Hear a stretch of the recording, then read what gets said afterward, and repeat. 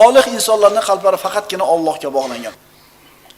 Xotimal asom, ibodati, salohiyati, taqvosi bilan, yaqini bilan mashg'ul kishilardan edi. Martabasi oliy edi. Qanday qilib yetdingiz bu martabaga deb so'rashganida 4 ta narsani aytdi. Birodarlar, agar shu 4 ta narsagachi chiroyli suratda amal qila olsak, ishoninglar, dunyo va oxiratimiz zo'r bo'lib ketadi. Tirikchiligimiz va maishatimiz zo'r bo'lib ketadi. Qalbimiz va jasadimiz zo'r bo'lib ketadi. Nima so'zlar edi u? Quloq solaylikchi.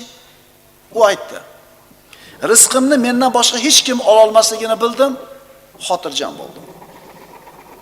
Tushunarlimi? Chehlar nech bo'lib ketdi? Nechta o'g'lingiz bor? 3 ta o'g'lim bor. Bittadan chek qilsa, 4 ta qizim bor, chiqar, shpaner. Voy, rizqi bor uni, xotirjam bo'ling, g'am qilmang, siz faqat ishlang, mehnat qiling, g'am qilmang. Rizqimni mendan boshqa hech kim ola olmasligini bildim, nafsim xotirjam bo'ldi.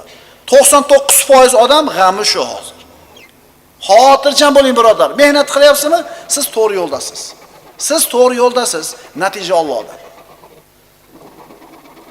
Ikkinchisi, amalimni meni o'zimdan boshqa hech kim qila olmas ekan.